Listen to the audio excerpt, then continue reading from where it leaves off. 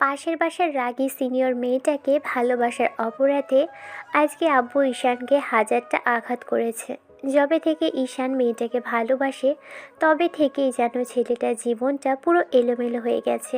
সত্যি বলতে ঈশানের সবার কাছে একটাই প্রশ্ন ছিল, ভালোবাসাটা কি তাহলে অনেক বেশি অপরাধ? আর নিজের থেকে সিনিয়র কাউকে ভালোবাসলে তাতে কি পাহাড় পরিমাণ অপরাধ হয়ে যায়? ভালোবাসা তো বলে কয়ে আসে না। ঠিক তেমন ঈশানের জীবনেও এসেছিল। মেয়েটা এতটাই রাগী আর অহংকারী যে ঈশানকে দু চোখে সহ্যই করতে পারে না।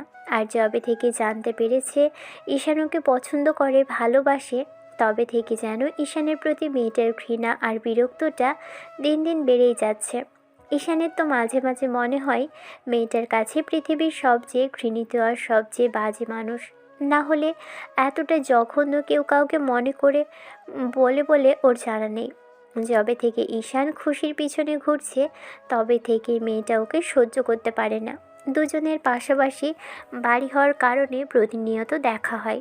তারপর খুশি বিকেলে যখন ছাদে গিয়ে দাঁড়িয়ে থাকে তখন ঈশান ওর সাথে কথা বলার চেষ্টা করলে মেয়েটা ওকে এড়িয়ে যায়। ঈশান খুশিকে বোঝানোর চেষ্টা করছে আর মেয়েটাও যবে থেকে বুঝতে পেরেছে তবে থেকেই যেন খুশির অস্বস্তির শেষ নেই। খুশির জায়গায় অন্য কোনো মেয়ে হলে এতদিন ঈশানকে ভালোবাসতই বাসত। এতদিনে দুজনের বিয়ে হয়ে তারপর বাচ্চা কাচ্চা পর্যন্ত হয়ে যেত। কিন্তু খুশি ঈশানকে ভালোবাসা তো দূরে থাক, সবসময় অবহেলা করে গেছে। কারো কারো লাইফ হয়তো ভালোবাসাটা এরকমই একতরফাভাবেই আসে। ঈশান তার প্রমাণ ছিল। ঈশান যবে থেকে ভালোবাসতে শুরু করেছে তবে থেকেই যেন খুশির কাছে ছেলেটা দু চোখের বিষ হয়ে গেছে। ঈশানের সাথে কথা বলা তো দূরে থাক, ওকে সহ্য করতেও পারে না। আর সেখানে ভালোবাসার কথা তো বিলাসিতা। এতদিন খুশির বিহেভিয়ারটা যেমন তেমন ছিল, কিন্তু আজকের ব্যবহারটা ঈশানের পক্ষে মেনে নেওয়া সম্ভব ছিল না। আপনারা হয়তো ভাবছেন কী জন্য এমনটা বলছি, তাই না? আর একটা মেয়ে কারণ ছাড়াই কেন এমন করবে? আসলে সেটা অন্য আরেকটা বিষয়ের জন্য। আর সেটা খুশির ছোট বোনের বিষয় নিয়ে। খুশি ওর ছোট বোনকে তন্নিকে নিয়ে ঈশানের সম্পর্কে এত সব বাজে বাজে কথা বলবে ঈশান সেটা কল্পনাতেও ভাবেনি। যাই হোক, খুশিরা তিন বোন, খুশি মেজো আর ছোট বোন তন্নি আর বড় বোন তানিয়া। তানিয়া আপুর কিছুদিন বাদেই বিয়ে, তাই বাড়িতে বেশ তোড়জোড় চলছে। ছেলের পরিবার অনেক বৃত্তশালী, তাছাড়া খুশিরাই বা কম কিসে। আর যারা এই সোসাইটিতে থাকে তারা অধিকাংশই বিজনেসম্যান আর নয়তো চাকুরিজীবী। ঈশানের আব্বুর ব্যবসার জন্য এই শহরে গত 2 বছর আগে এসেছিল। এখান থেকেই ব্যবসাটা দেখতে সুবিধা হয় বলেই ঈশানরা সহ পরিবারে এখানে শিফট হয়েছিল। তারপর খুশির সাথে ঈশানের প্রথম দেখা হয়। তখন মেয়েটা প্রথম প্রথম ভালোভাবেই কথা বললেও জানার পর থেকে ঈশানের প্রতি যেন ওর বিরক্তিটা দিন দিন বেড়েই যাচ্ছে। যাই হোক, গল্পে আসা যাক। যবে থেকে ঈশান প্রকাশ করতে শুরু করেছে তবে থেকেই মেয়েটা ওকে পৃথিবীর সবচেয়ে বিরক্তিকর মানুষটা মনে করে থাকে। তারপর থেকেই খুশি আর ঈশানের সাথে কথা বলে না, ঈশান আসলেও এড়িয়ে যায়। অন্যদিকে খুশির বড় আপুর বিয়ের তোড়জোড় চলছে, তাই পুরো অ্যাপার্টমেন্টটা বেশ সুন্দর করে সাজানো হচ্ছে। খুশিদের বাসা থেকে অতি প্রথম ঈশানদেরই ইনভাইট করা হয়েছিল। আব্বুর সাথে খুশির আব্বুর ভালো একটা সম্পর্ক গড়ে উঠেছে এই শহরে আসার পর থেকে, তাই খুশিদের বাসায় ঈশানের পরিবারের সবার বেশ ভালোভাবেই যাতায়াত আছে।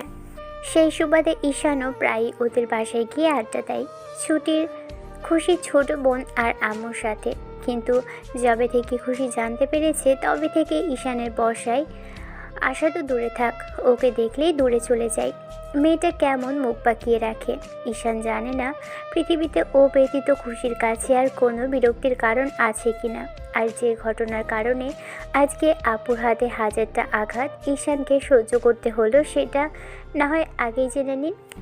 গত 2 দিন আগে সেদিন ঈশান খুশির সাথে কথা বলার জন্য ওদের বাসায় গিয়েছিল, কিন্তু তাকে পেল না। মেয়েটা বাহিরে কোথাও গেছে ভেবে চলে আসতে চাইছিল ঈশান। তখন ওই ছোট বোন তন্নি ঈশানকে ডেকে নেয়। মেয়েটা কেমন যেন লজ্জা পাচ্ছিল। ঈশান তখনও অবধি বিষয়টা বুঝতে পারেনি। কেন মেয়েটার এমন আচরণ। ঈশান চুপ করেছিল, তখন তন্নি বলল, ভাইয়া, তোমার সাথে আমার কিছু ইম্পর্টেন্ট কথা ছিল, একটু আসবে আমার সাথে? মেয়েটার হাব ভাব ঈশানের প্রথম থেকেই কেমন লাগছিল, কারণ ওদের বাসায় যাওয়ার পর থেকেই তন্নি ঈশানকে দেখে এরকম যেন লজ্জা পাচ্ছিল আর অদ্ভুত রকমের বিহেভ করছিল। পিচি মেয়েটা কিছু বলতে চাইছিল, সেটা তো ঈশান বুঝতে পারলো, তাই বলল, আচ্ছা ঠিক আছে, বলো। এখানে না, ছাদে চলো, ওখানে গিয়ে বলি। কেন? ছাদে কেন? ইম্পর্ট্যান্ট বা পার্সোনাল কথা তোমার সাথে আমার থাকতেই পারে, তাই না? সব কথা সবার সামনে বলা যায় নাকি? আচ্ছা, তুমি কি আমার সাথে কথা বলতে লজ্জা পাচ্ছ ভাইয়া? তাহলে ঠিক আছে, বলতে হবে না। মেয়েটা গাল ফুলিয়ে চলে যেতে নিলেই তখনই ঈশান ওর পিছন পিছন ছাদে আসলো। ঈশান ছাদে প্রবেশ করে দেখে তনি রেলিংয়ের ধারে দাঁড়িয়ে আছে। মেয়েটা কিছু একটা ভাবছে। পিছন থেকে মেয়েটাকে আজকে দেখে মনে হচ্ছে মেয়েটা বেশ ম্যাচিওর, কিন্তু আদতে পিচ্চি মেয়েটা একদম বাচ্চা সুলভ। তাই মেয়েটাকে ঈশানের খুব ভালো লাগে, সেজন্য ছোট বোনের মতো সব সময় ওকে ভালোবাসে। এবার ঈশান তন্নির সাথে এসে দাঁড়াতেই মেয়েটা ঈশানের উপস্থিতি টের পেয়ে ওর দিকে ফিরল আর লজ্জা মাখা মুখটা নিচু করে নিল। ঈশান বিষয়টা বুঝতে পারল না কি হচ্ছে, তাই জিজ্ঞেস করেই বসলো, কি হয়েছে আমাকে বলো তো আপু। তুমি আমাকে আপু বলে ডাকবে না তো? এই আপুটা আমার ভালো লাগে না, জানো? সে কি কথা আপু? এখানে আসার পর থেকে আমি তোমাকে ছোট আপু বলে ডাকি। খুশি আর তানিয়া আপুকেও আপু বলেই ডাকে, তাহলে তোমাকে ছোট আপু বললে সমস্যা কোথায়? কারণ আমি তোমাকে নিয়ে ওরকম কিছু ভাবি না। আর তোমার মুখে আপু ডাকটা আমার শুনতে ইচ্ছা করে না। আজকে থেকে আমাকে আপু বলবে না, আমার ভালো লাগে না। সেটা না হয় বুঝলাম, কিন্তু কেন ডাকবো না সেটা তো বলবে। কারণ আমি তোমার আপু হতে চাই না, আমি অন্য কিছু হতে চাই। তনি মেয়েটার কথাগুলো আজকে কেমন অদ্ভুত লাগছিল। ঈশান কিছু একটা ভেবে বলল, না মানে আসলে মেয়েটাকে এমন আমতা আমতা করতে দেখে ঈশান বুঝতে পারল কোনো তো একটা ঘাপলা আছে, কিন্তু সেটা যে কি ঈশান সেটাই বুঝতে পারছে না। ঈশান পিচ্ছি মেয়েটার দিকে উৎসুক জনতার মতো তাকিয়ে রইল। কিছুক্ষণ নীরবতা চলল দুজনের মাঝে। ঈশান আবারও প্রশ্নটা করতেই তন্নি চোখ জোড়া বন্ধ করে নিয়ে বলতে লাগলো, আমি তোমাকে ভালোবাসি। মেয়েটার এমন ধারা কথাতেই ঈশানের কিছুক্ষণের জন্য যেন মস্তিষ্ক শূন্য হয়ে গেল। ছেলেটা কিছু বলার ভাষা হারিয়ে ফেলল। মেয়েটা ওর থেকে প্রায় 4-5 বছরের জুনিয়র হয়ে বলছে ওকে ভালোবাসে, তার উপর একটা পিচ্চি মেয়ে ওকে প্রপোজ করছে। এমন কিছু শোনার জন্য ঈশান কখনো প্রস্তুত ছিল না। এর মাঝেই তন্নি যেটা করলো সেটার জন্য ঈশান কখনো কল্পনাও করেনি। তন্নি ঈশানের থেকে রেসপন্স না পেয়ে লজ্জায় নিজেকে কন্ট্রোল করতে না পেরে হুটহাট করেই ছেলেটাকে জাপটে জড়িয়ে ধরল। তন্নি ঈশানের বুকে মুখ গুজে দিয়ে কেমন যেন লজ্জা মাখার কাঁপা কাঁপা কণ্ঠে কিছু একটা বলতে লাগলো। সব যেন ঈশানের মাথার উপর দিয়ে যাচ্ছে। ও কিছু বলতেও পারছে না, আর না মেয়েটাকে ছাড়িয়ে নিতে পারছে। ঘটনাটা এ অবধি থাকলেও তো ভালোই হতো, কিন্তু না, সেটা ওই অবধি থাকেনি। সেটা যে কোথায় কোথায় গেছে ঈশান সেটা কল্পনাও করেনি। ঈশান এমন করে কিছুক্ষণ দাঁড়িয়ে রইল, তারপর যখন হুঁশ ফিরল তখন জোর করে তন্নিকে ছাড়িয়ে নিল। ঈশান যতক্ষণে তন্নিকে ছাড়িয়ে নিল ততক্ষণে যা হবার হয়ে গেছে। ঈশান মেয়েটার থেকে কিছুটা দূরে গিয়ে বেশ খানিকটা রাগী কণ্ঠে বলতে লাগলো, তন্নি, তুমি কিন্তু বেয়াদবি করছো। আমি তোমার বড় ভাইয়ের মতো, আর তুমি কি না আমাকে নিয়ে এইসব ভাবো? আন্টি আঙ্কেল এসব জানতে পারলে কি হবে একটাবার ভেবেছো? আমি তোমাকে কখনোই এমন নজরে দেখিনি। সবসময় ছোট বোনের মতো করে ভালোবেসে এসেছি। তার মানে এই না যে তুমি এইসব বলবে আমাকে। ভাই, আমি সত্যি বলছি, আমি তোমাকে অসভ্য রকমের ভালোবাসি। যবে থেকে তোমাকে দেখেছি তবে থেকেই তোমার জন্য কেমন যেন একটা অজানা অনুভূতি আমার মনের মধ্যে সৃষ্টি হয়েছে, যেটা আমি তোমাকে বলে বোঝাতে পারবো না। প্লিজ ভাইয়া, আমাকে ফিরিয়ে দিও না।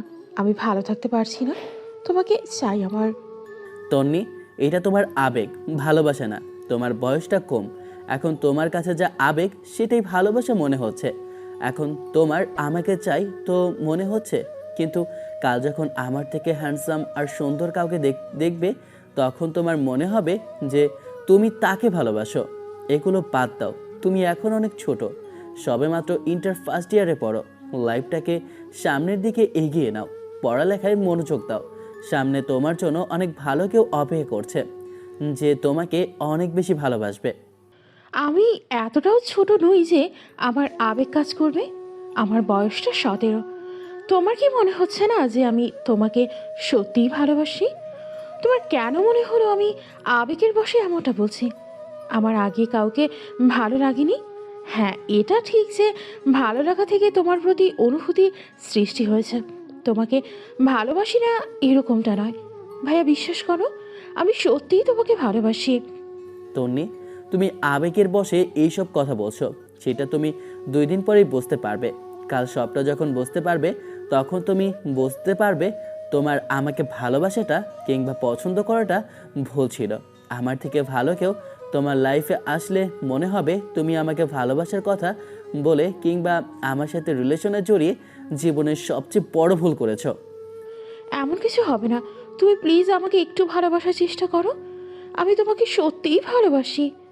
তুমি আমাকে ভালোবাসলেও আমি তোমাকে বাসি না, কারণ আমি অন্য কাউকে ভালোবাসি। না, তুমি আমাকে ছাড়া অন্য কাউকে ভালোবাসতে পারো না। আমি তোমার এই দুষ্টু মিষ্টি খুনসুটি আর আমার প্রতি ভালোবাসাটা দেখতে চাই গার্লফ্রেন্ড হিসেবে। আমি অন্য কাউকে ভালোবাসতে পারবো না তোমাকে ছাড়া। আমার তোমাকেই চাই। আমি কিন্তু আব্বু আম্মুকে বলে দেব যে আমাদের সম্পর্ক আছে আর আমি তোমাকে বিয়ে করতে চাই। দেখো, ওরা ঠিক আমাদের মেনে নেবে। মেয়েটার মাথা খারাপ হয়ে গেছে, না হলে এমন আজে বাজে কথা বলতে পারতো না।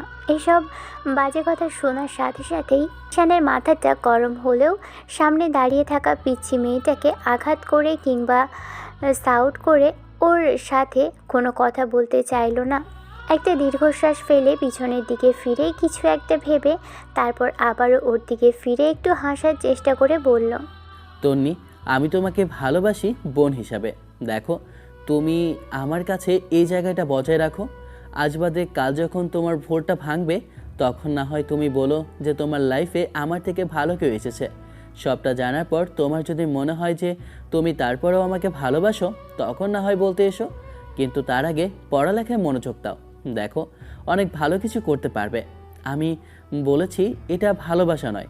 আর তুমি আমাকে যদি সত্যি ভালোবেসে থাকো, তারপরেও আমি তো বাসি না, আমি অন্য কাকে ভালোবাসি। তোমার থেকে অনেক আগেই ভালোবাসি তাকে। কাকে ভালোবাসো তুমি? সে কি আমার থেকে দেখতে অনেক বেশি সুন্দর, যার জন্য তুমি আমাকে ভালোবাসতে পারবে না? তুমি কোন মেয়েকে ভালোবাসো যে আমার থেকেও সুন্দর? ঈশান এবার মুচকি হাসলো। মেয়েটার এরকম বাচ্চা সুলভ কথাতে না হেসে পারল না। ঈশান এগিয়ে এসে ওর মাথায় হাত বুলিয়ে দিল, তারপর মুখের একপাশে হাত রেখে বলল, আপু, ও তোমার থেকে সুন্দর কিনা জানি না, তবে আমার চোখে সে সুন্দরী। সে রাগেনি, সে আমাকে অবহেলা করে, তারপরেও আমি তাকেই ভালোবাসি। তাকে আমি প্রথম দেখাতেই ভালোবেসে ফেলেছিলাম। সে কখন আমার হবে, সে কখনো আমার হবে কিনা জানি না, তবে আমি একটা কথা সব সময় বলবো, আমি ওকে ভালোবাসি, আর কাউকে নয়। জীবনে প্রথমবার যাকে ভালোবাসি, সে আমার কাছে সবচেয়ে সুন্দরী, যার প্রতি আমার অনুভূতিটা একটু একটু করে বেড়ে উঠেছে, যাকে ছাড়া তোমাকে নিয়ে ভাবা আমার পক্ষে সম্ভব না। এরপরও যদি তুমি পাগলামি করো, তাহলে তোমার সাথে কথা বলা কিংবা তোমার বাসায় আসাটা আমাকে বন্ধ করে দিতে হবে আপু। তুমি যদি সেটাই চাও, তাহলে আমাকে সরাসরি বলো। এই না, তুমি যা বলবে তাই হবে। এরকম কিছু বলো না। আমি আর তোমাকে এইসব কথা বলবো না। আচ্ছা, আমি কি জানতে পারি তুমি কাকে ভালোবাসো, যার জন্য আমাকে ভালোবাসতে পারলে না? সে তোমার অচেনা নয়, তোমার মেজে আপুকে, খুশি। তাকে প্রথম দেখাতেই ভালোবেসে ফেলেছি। যবে থেকে তাকে ভালোবাসি, কবে থেকে বোঝানোর চেষ্টা করে আসছি, জানি না সে আমার কখনো হবে কিনা। তারপরেও আমি সারা জীবন তাকেই ভালোবাসবো। আমি যদি তোমার আপুকে কখনো নাও পাই, তাহলে দূরে থেকে সবসময় তার ভালো চাইবো। জানি তোমার আপু আমাকে ভালোবাসে না, তারপরেও আমি নিঃস্বার্থভাবে তাকে ভালোবাসি। একটা রিকোয়েস্ট তন্নি, এইসব কথা তুমি তাকে বলতে চেও না। আমাদের মাঝে এইসব কথা হয়েছে, সেটা তোমার আপু জানতে পারলে তোমার উপর রাগারাগি করবে। কারণ কেন জানো তো, তোমার আপু আমাকে সহ্য করতেই পারে না। সে কখনো আমাকে মানবে কি না আর আমাকে কখনো ভালোবাসবে কি না জানি না, তারপরেও আমি তাকে ভালোবেসে যাব আপু। আমার খুব বেশি হিংসা হচ্ছে জানো তো। তোমার থেকে এসব জানার পর আমার খুশি হওয়া উচিত ছিল। আমার আপুকে কেউ এতটা ভালোবাসে, কিন্তু এই মুহূর্তে সেটা হতে পারছি না। আমার আপুকে তুমি ভালোবাসো আর তোমাকে আপু ভালোবাসে না।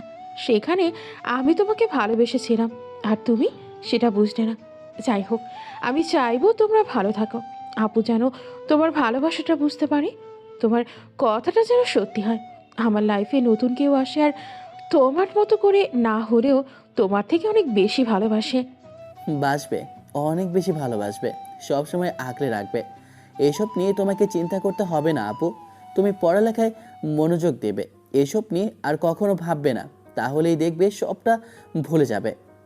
ঈশান সেদিন ছাদ থেকে চলে গিয়েছিল, কিন্তু ঘুণাক্ষরেও বুঝতে পারেনি যে এই সমস্যার কারণে অনেক বেশি পস্তাতে হবে। অন্যদিকে খুশি বাসায় এসে আম্মুর থেকে যখন শুনতে পেরেছে ঈশান তন্নির সাথে ছাদে গিয়ে দাঁড়িয়ে আছে, তখন খুশি দেখতে এসেছিল যে কী জন্য দুজন ছাদে এসেছে। আর এসে যখন খেয়াল করলো তন্নি ঈশানকে জড়িয়ে ধরে রেখেছে, তখন বিষয়টা দেখার পর খুশি কী ভাবলো আর মেয়েটার মাথায় কী ঘুরপাক খেলো কে জানে। পরদিন ঈশান মেয়েটার সাথে কথা বলার চেষ্টা করলে এড়িয়ে গেল। ঈশান খুশির সাথে জোর করে কথা বলতে গেলে মেয়েটা ওর সাথে বেশ সাউট করে উঠে আর বলতে লাগে, তুই কি ভেবেছিস আমি তোকে চিনতে পারবো না? তুই আমার চোখের আড়ালে কী সব করে বেড়াচ্ছিস, আমি কি সেটা বুঝতে পারবো না ভাবি? হ্যাঁ, আমার সামনে তুই ভালো সাজার চেষ্টা করিস কি করে? একটা লম্পট চরিত্রহীন ছেলে কিনা আমার পেছনে ঘুরছে, আমার ভাবতেই ঘৃণা লাগছে। এখন আবার আমাকে জোর করছিস তোর সাথে কথা বলার জন্য। আসলে তোর লজ্জা শরম বলতে না কিছু নেই। তাহলে কখনো আমাকে আর এমন করে ডিস্টার্ব করতে আসতি না। আমি তোর প্রতি বিরক্ত, আর তুই আমাকে সেই ডিস্টার্বটাই বারবার করে যাচ্ছিস।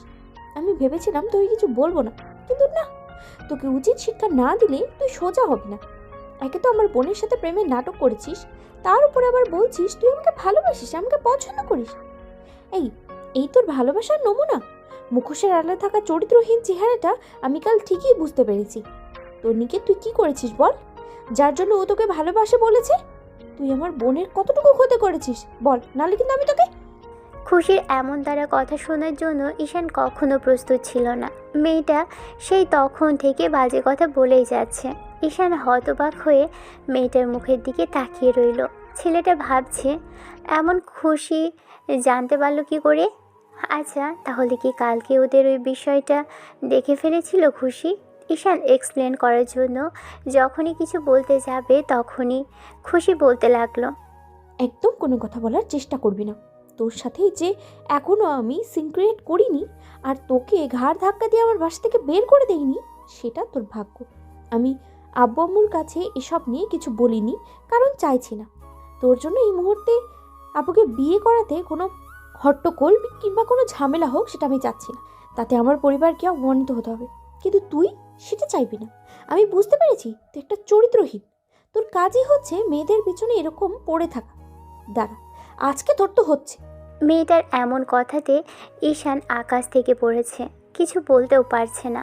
তারপর যখন মনে হতে লাগলো খুশি সামান্য বিষয়টা নিয়ে ওকে এমন করে ভুল বুঝছে আর রাগের মাথায় এরকম করছে, ঈশান এবার নিশ্চিত যে কালকে তন্নির আর ওর কথোপকথন খুশি শুনেছে। বিষয়টা ভেবে এবার ঈশান বলতে লাগলো, খুশি, আমার কথা শোনো। তুমি যেমন ভাবছো তেমন কিছু হয়নি, যেটা ভাবছো তেমন কিছু হয়নি। তুমি আমাদের একসাথে দেখেছিলে, কিন্তু তারপর আমাদের মাঝে কি কথা হয়েছিল আর কে কি বলেছিলাম তুমি সেটা জানো না। আমাকে বলার সুযোগ দাও, আমি তোমাকে সবটা এক্সপ্লেন করছি। তারপরে যদি তোমার আমাকে অপরাধী মনে হয়, আমি কোনো ভুল করেছি, তাহলে তুমি আমাকে শাস্তি দাও। আর তার আগে আমার কথাগুলো শোনো খুশি। তোর মতো লম্পট চরিত্রহীন থেকে আমি কি কথা বলা শুনবো বল রে?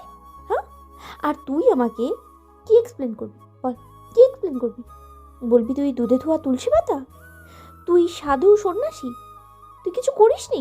আমার বোনই তোকে নিজে থেকে জড়িয়ে ধরেছে, তাই না? তুই নিশ্চিত ওকে কোনো কালো জাদু করেছিস, নাহলে আমার ছোট বোনটা যেখানে কোনো ছেলের সাথে কথা বলার সাহস পায় না, সেখানে তোর মতো ছেলেকে জড়িয়ে ধরেছিল।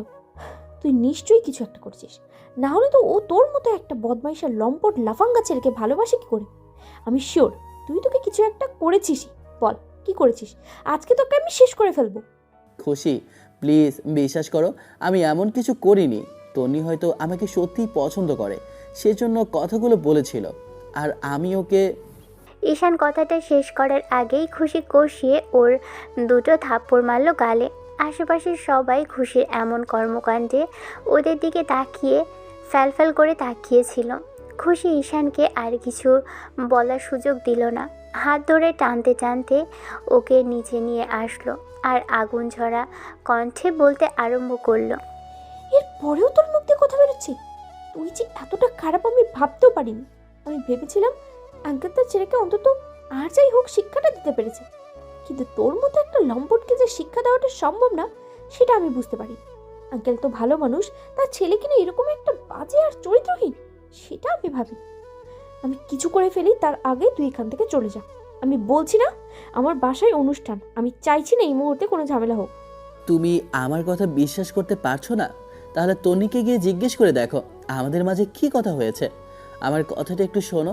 যদি তারপরে মনে হয় যে আমি অন্যায় করেছি, তাহলে তুমি আমাকে শাস্তি দিও। কি শুনবো রে? তুই উল্টাপাল্টা কিছু একটা খাইয়েছিস আমার বোনকে, নয়তো কোনো একটা কালো জাদু করেছিস, না হলে ও তোর কথা বলতো না। আর কি শুনবো?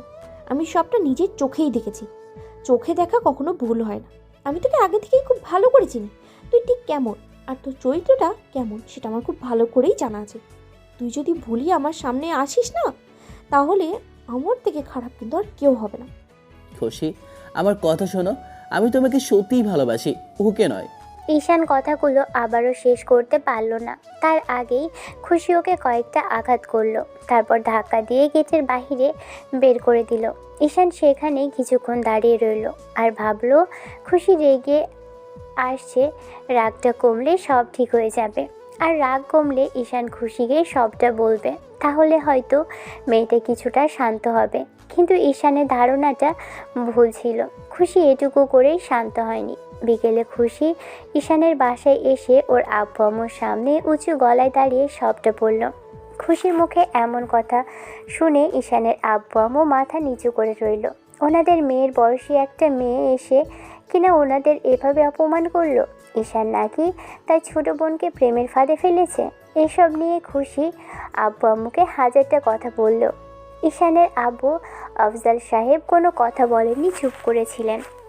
খুশির কথাগুলো বলা শেষ হলে সেখান থেকে বেরিয়ে যায়। আফজাল সাহেব রুমে চলে আসেন। কিছুক্ষণ যাবৎ ভাবেন, তাহলে কি সত্যিই ছেলেকে সঠিক শিক্ষা তিনি দিতে পারেননি? কথাগুলো ভেবেই ভদ্রলোকের একটু খারাপ লাগা কাজ করছিল। এরই মাঝে ঈশান বাসায় আসে আর এসে যখনই আম্মুকে দেখতে পেল না, তখন ছেলেটা ওনাকে ডাকতে শুরু করে। ঈশান আম্মুকে না পেয়ে সেখান থেকে রুমের দিকে চলে যায়। অন্যদিকে ঈশানের গলার আওয়াজ পেয়ে আব্বু রুমে থেকে বেরিয়ে আসে। তারপর ঈশানের রুমের সামনে আসে। দরজা খোলাই ছিল। ছেলেটা সবে মাত্র ফ্রেশ হয়ে এসে খালি গায়ে উপুর হয়ে বিছানায় শুয়ে পড়েছে। এরই মাঝে আব্বু রুমে ঢুকলো। ঈশান একবার আর চোখে তাকিয়ে যখনই আব্বুর দিকে ফিরবে, তখনই আব্বু ওকে কোমরের বেল্ট দিয়ে এলোপাতাড়ি মারতে থাকলো। আব্বুর এমন কর্মকাণ্ডে ঈশান হতবাক হয়ে হতভম্ব হয়ে গেছে। মুহূর্তের মধ্যে এরকম একটা ঘটনা ঘটাতে ছেলেটা স্তব্ধ হয়ে গেছে।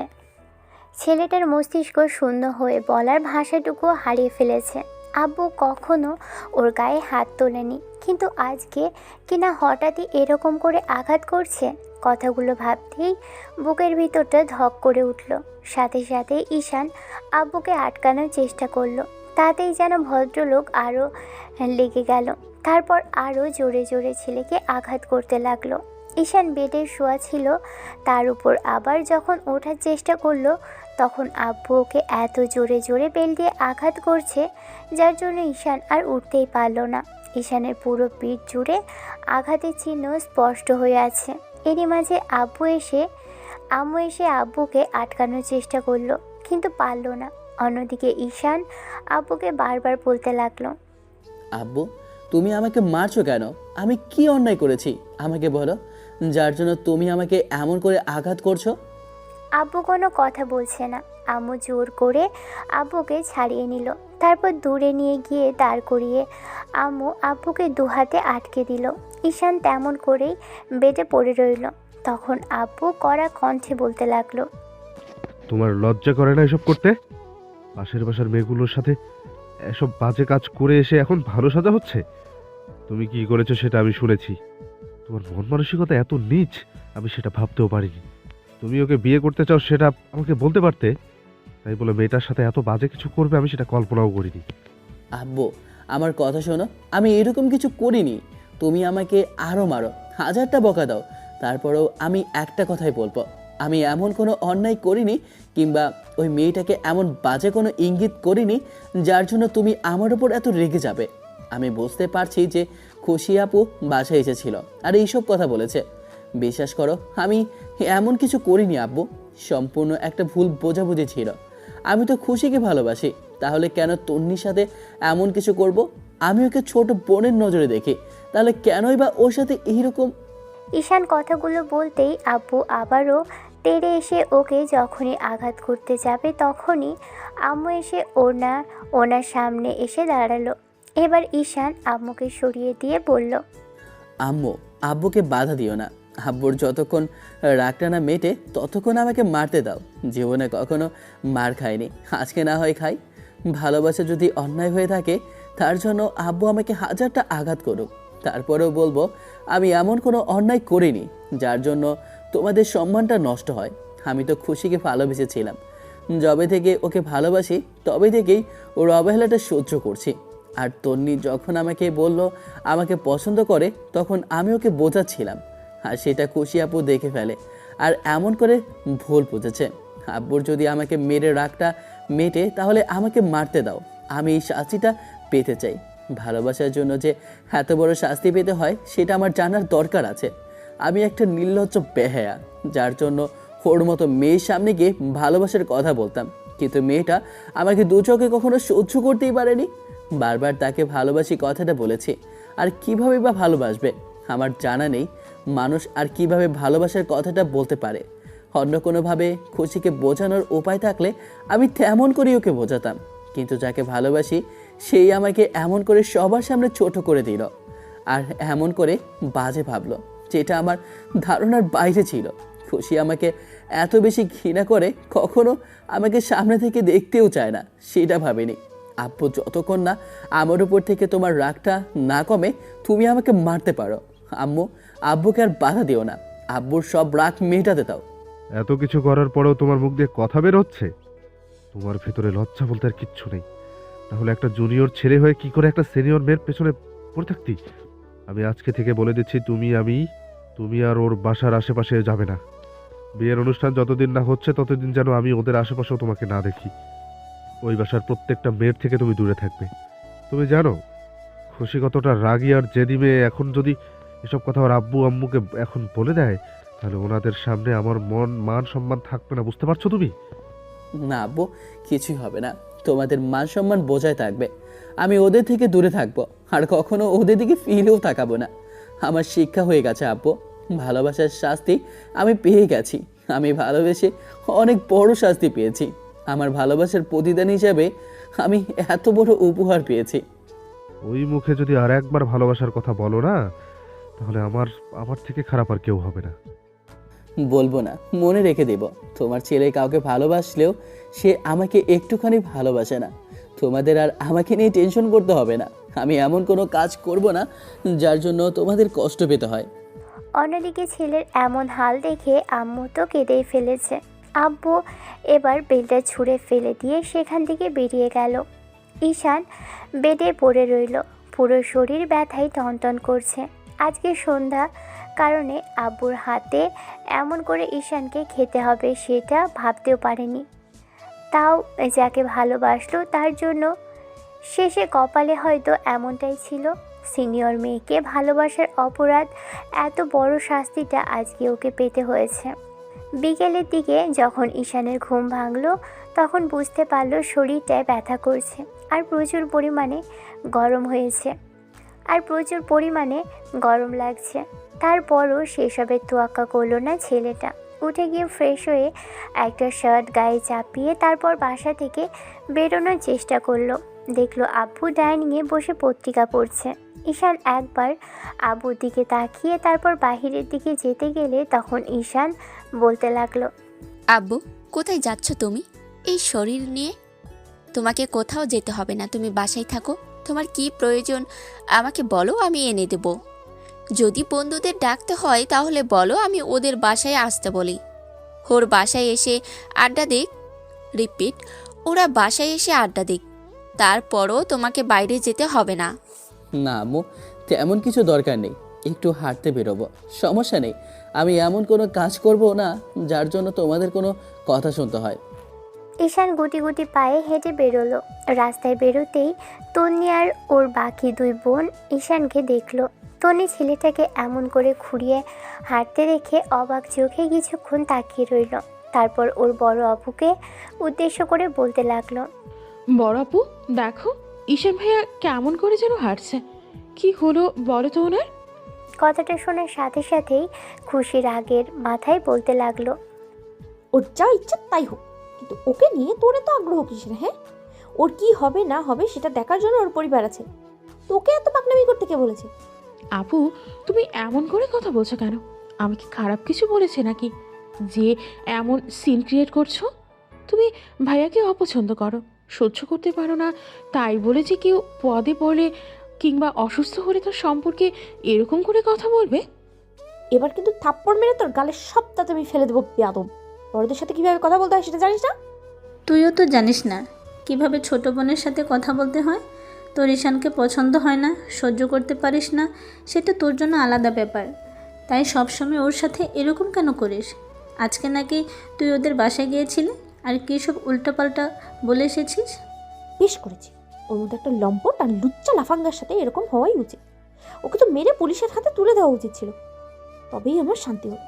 লম্পট একটা সবসময় আমার আশেপাশে ঘুরঘুর করতো। যদি লজ্জা থাকতো তাহলে কখনোই আমার কাছে আসতে পারতো না।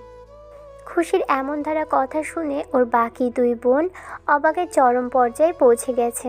খুশির এমন রাগী কথা শুনে ওরা বুঝতে পারলো মেয়েটা প্রচণ্ড পরিমাণে রেগে আছে, তাই বলে এসব বাজে কথা ঈশানের সম্পর্কে বলবে ওরা ভাবেনি। খুশি ছাদের রেলিংয়ের কাছে দাঁড়িয়ে রইল। তানিয়া আর তন্নি সেখান থেকে নেমে গেল। অন্যদিকে ঈশান হাঁটতে হাঁটতে একটা লম্বা দোকানে এসে থামলো। চা খাওয়া দরকার, হয়তো ওর শরীরটা গরম হলে কিছুটা ভালো লাগবে। দোকানদারকে চা দিতে বলল। দুপুর থেকে কিছুই খাওয়া হয়নি, তাই দোকানের থেকে রুটি আর চা নিয়ে খেতে লাগলো। দোকানদার যেন কেমন করে তাকিয়ে আছে, কারণ ছেলেটার আর গলার ঘাড়ে অসংখ্য আঘাতের দাগ। লোকটা সেটাই দেখছে হয়তো। ঈশান তাকে তোয়াক্কা করলো না দেখে ওর বন্ধুদের কল করলো। কল রিসিভ করতে ওপার থেকে কিছু একটা বলল, সেটাই শোনা গেল না। ঈশান মুহূর্তে বিলটা দিয়ে আটটা জায়গায় গিয়ে হাঁটতে লাগলো। এই গরমের মধ্যে শরীরে একটা চাদর গায়ে জড়িয়ে রেখেছে ছেলেটা, যে কেউ দেখলে হয়তো পাগল ভাববে। ঈশান গুটি গুটি পায়ে হেঁটে আধা ঘন্টা পর ওদের আড্ডা জায়গায় এসে বসলো। বন্ধুরা ওকে এমন করে হাঁটতে দেখে বলল, কিরে, তোর আবার কি হলো? এমন করে হাঁটছিস কেন? তার উপর আজকে হেঁটে আসলি, এই গরমের মধ্যে কিরকম গায়ে শাল জড়িয়ে রেখেছিস? কি হয়েছে বলতো? কিছু হয়নি, ভালো লাগছে না, একটু শরীরটা গরম লাগছে, তাই ভাবলাম কিছু একটা গায়ে থাকলে হয়তো ভালো লাগবে। ঈশান বাসা থেকে বেরিয়ে যেতেই আম্মু আব্বুর সামনে আসলো। ভদ্রলোককে এমন নির্বিকার বসে থাকতে দেখে আম্মু রাগের মাথায় একটা ফুলদানি দিয়ে সেটা ফ্লোরে ছুঁড়ে ফেলে দিয়ে বলতে লাগলো, একমাত্র ছেলের গায়ে হাত তুলতে তোমার একটুও বিবেকে বাঁধলো না? সবসময় তুমি ছেলেটাকে বুকের মধ্যে আগলে রেখেছো, আর আজকে একটা মেয়ে এসে কি না কি বলল, তুমি তার কথাটা বিশ্বাস নিয়ে ছেলেকে এমন করে আঘাত করলে। আমি তোমার কাণ্ড দেখে অবাক হচ্ছি। বাবা তার ছেলেকে এমন করে আঘাত করতে পারে আমি জানতাম না। সারা জীবন ছেলের উপর রাগ করনি, সেটা কি আজকে একসাথে করলে? তুমি কি করে পারলে আমার ছেলেকে এমন করে মারতে? আমার কলিজার টুকরাকে তুমি এমন করে আঘাত করলে। আমি তোমার সাথে কথাই বলবো না। শায়লা, পাগলামি করো না। আজকের আঘাত করার পর থেকে যদি ছেলে সবটা সহ্য করে নেয় তাহলে ওর জন্য ভালো। আর যদি রাগের মাথায় উল্টোপাল্টা কিছু করে তাহলে ভালো হতে পারবে না। ও মেয়েদের পেছনে পড়ে না থেকে নিজের লাইফের দিকে ফোকাস করুক, তাতে ওর জন্য ভালো হবে। তোমার কি মনে হয় পাশের বাসার মেয়ে বাড়ি বয়ে এসে ছেলের নামে আমাকে এসব আজে বাজে কথা বললে আমি সেটা বিশ্বাস করে নেব? রাগ তো আমার তখনই হয়েছে যখন কেউ ওর নামে কমপ্লেন করেছে। ছেলেকে আঘাত করে আমি কতটা কষ্ট পাচ্ছি তুমি বুঝবে কি করে শায়লা? তোমার একটু কষ্ট হয়নি? যদি হতো তাহলে আমার ছেলেকে অমন করে আঘাত করতে পারতে না, ওকে বুঝিয়ে বলতে পারতে। ও কি তোমার কথা শুনতো না? অবশ্যই শুনতো। তাহলে কেন ছেলেকে এত আঘাত করলে তুমি? তোমার ছেলে আজকের আঘাত থেকে শুধরে যাবে দেখো। আমি চাই না কেউ আমার ছেলের সম্পর্কে বাজে কথা বলুক। আমার ছেলে সবসময় মেয়েদের থেকে দূরে থাকুক। ও এখনো এতটাও ম্যাচিউর হয়নি যে সবটা বুঝতে পারবে। ওর ভেতরে পাগলামি স্বভাবটা রয়ে গেছে। অনার্সটা শেষ করে তারপর না হয় ব্যবসায় বসুক। তখন তোমার ছেলে যাকে বলবে আমি তাকে জোর করে হলেও এনে ছেলের সাথে বিয়ে দেব। তারপরও ওকে পাগলামি করতে বারণ করো। ছেলে তোমার কথা বেশি শোনে। তুমি ওকে বলবে যেন আর কোনো মেয়ের পেছনে না ঘোরে। তোমার কি মনে হয় এত কিছুর পরেও আমার ছেলে নির্লজ্জের মতো ওই মেয়ে কিংবা অন্য কোনো মেয়ের পেছনে পড়ে থাকবে? ও এতটা নির্লজ্জ নয়। আমার ছেলে যেটা করতে চায় সেটা করেই ছাড়ে, কিন্তু একবার যেটা থেকে মুখ ফিরিয়ে নেয় সেটার দিকে ওকে আর ফিরানো সম্ভব না। তুমি যেটা করলে সেটা আমার সারা জীবন মনে থাকবে। তুমি আমাকে হাজারটা আঘাত করলেও আমি কিছু মনে করতাম না, কিন্তু তুমি আমার একমাত্র ছেলেকে এমন করে মারতে পারলে। আঘাত যদি ছেলের জন্য ভালো কিছু বয়ে আনে তাহলে সেই আঘাতটা ওর জন্য ভালো। ছেলে মেয়েকে সবসময় আদর ভালোবাসা দিয়ে মাথায় তুলে রাখতে নেই, শাসনও করতে হয়। এই শাসনটা ওকে অনেক আগেই করা উচিত ছিল আমার। তাহলে আজকে ওই মেয়েটার কথা শুনতে হতো না, আর আমিও রেগে গিয়ে এমন করতাম না। তুমি টেনশন করো না, ঈশান আর ওই মেয়ের পেছনে ঘুরবে না। তোমার ছেলে ভালো হয়ে যাবে দেখো। ছেলের গায়ে আমাকে আঘাত করার জন্য দ্বিতীয়বার কোনো সুযোগই খুঁজতে হবে না, নিজেকে শুধরে নেবে। থাক, তোমার এইসব নীতি কথা সবসময় শুধু আমার ছেলের দোষটাই তোমার চোখে পড়ে। অন্য কেউ কিছু করলো কিংবা তারা ভুল কিছু বলল কিনা সেটা তুমি না দেখে সবসময় শুধু ওর উপরই চোটপাট করতে থাকো। ঈশান বাসায় ফিরল একদম রাত 10টার দিকে। বাসায় ফিরতে দেখে আম্মু ডাইনিংয়ে বসে আছে। ঈশান রুমের দিকে চলে যেতে নিলেই আম্মু খাবারের জন্য ডাকলো। ছেলেটা কিছু একটা ভেবে ফ্রেশ হয়ে এসে খাবার টেবিলে বসতেই আম্মু খাবার বেড়ে দিল। ঈশান এক মনে খেয়ে চলল, কিছুই বলল না। ছেলেটা খারাপ লাগছে কিনা কিংবা খাবার ভালো হয়েছে কিনা। আব্বুর সাথে একটা কথা বলাও তো দূরে থাক, একবার আব্বুর দিকে তাকালো না পর্যন্ত। এত কিছু হয়ে গেল তারপরও ঈশানের মুখ থেকে কেউ বোঝা যাচ্ছে না। ঈশান খাওয়া শেষ করে রুমে এসে দরজা লাগিয়ে দিল। প্রচুর পরিমাণে শীত লাগছে, তাই এসির পাওয়ারটা কমিয়ে দিয়ে একটা কমফোর্টার জড়িয়ে নিল শরীরে। পরদিন সকালে ঘুম থেকে উঠে ফ্রেশ হয়ে নিচে এসে দেখলো আম্মু নাস্তা তৈরি করে ফেলেছে। আব্বু কোথাও একটা যাচ্ছে বলে মনে করে ঈশান প্রশ্ন না করে পারল না। আম্মু, কোথায় যাচ্ছ তুমি? হ্যাঁ আব্বু, আজকে তানিয়ার গায়ে হলুদ, তো ওদের বাসায় যাচ্ছি। ঈশান আর কথা বলল না, ব্রেকফাস্ট করে রুমে চলে আসলো। শরীরে এখনও জ্বর আছে, আর কাল রাতে ফার্মেসি থেকে ওষুধও আনা হয়নি, না হলে জ্বরটা এরকম করে শরীরে জেগে বসতো না। আব্বু অফিসের কাজে চলে গেছে। ছেলেটা কিছুক্ষণ শুয়ে রইল, কিন্তু না, আর পারা যাচ্ছে না। শরীরটা বেশি খারাপ লাগছে। ঈশান কোনো রকমে বাসা থেকে বেরিয়ে একটা রিক্সা করে গাড়ি ফার্মেসিতে আসলো। তারপর কিছু ওষুধ নিয়ে বাসায় ফিরল। দুপুরে হালকা খাবার খেয়ে মেডিসিন নিয়ে ঘুমিয়ে পড়েছে। আম্মু বাসায় এসে ছেলের রুমে গিয়ে দেখলো ছেলে অবেলা গায়ে কমফোর্টার জড়িয়ে শুয়ে আছে। আম্মু কি হয়েছে বিষয়টা বোঝার জন্য ছেলের কপালে আর গালে হাত দিতেই বুঝে গেল জ্বর এসেছে। আম্মু ঈশানকে জাগালো না। ঈশানের যখন জ্ঞান ফিরল তখন বুঝতে পারলো কপালে কেউ জলপট্টি দিচ্ছে। ছেলের উঠে বসার চেষ্টা করলে আম্মু ওকে উঠতে দিল না। আম্মু রাগী কণ্ঠে বলল, তোমার কি কোনো কাণ্ডজ্ঞান নেই? শরীরে এই হাল আর তুমি কিনা আমাকে একটা বার বলনি তুমি কি চাইছো? বলো তো, নিজের কোনো ক্ষতি করতে? আমার তো মনে হচ্ছে সেটাই, না হলে তুমি এমন করে চুপ থাকতে পারতে? তোমার শরীর এত খারাপ আর তুমি আমাকে একটাবার বলনি। আর আমি কি না ওই বাড়িতে গিয়ে সারা তো আম্মু এসব কথা, এসব যত বলবে তত আমার খারাপ লাগবে। পারলে আমার জন্য একটু খাবার নিয়ে আসো, গরম কিছু নিয়ে আসো, খেলে দেখবে সব ঠিক হয়ে যাবে। আম্মু তাড়াহুড়ো করে নিচে গিয়ে এক বাটি স্যুপ বানিয়ে এনে ছেলেকে খাইয়ে দিল। একটু বাদে জ্বরটা কিছুটা ছাড়লে ঈশান আম্মুকে জোর করে খুশিদের বাসায় পাঠালো। রাতের দিকে আম্মু বাসায় ফিরতে দেখে ছেলে খাবার খেয়ে শুয়ে পড়েছে। আম্মু ড্রিম লাইটটা অন করে দিয়ে রুমের দরজা ভিড়িয়ে দিল। পরদিন সকাল থেকেই খুশিদের বাড়িতে আত্মীয় স্বজন আর বাচ্চাদের হইচই পড়েছে। ঈশানের ঘুম ভাঙল বেলা 10টার দিকে। উঠে বসে বুঝতে পারলো শরীরে তেমন একটা জ্বর নেই। ঈশান উঠতেই আম্মু খুশিদের বাসাতে গেল একটু কাজকর্ম হাতে হাতে করে দেওয়ার জন্য।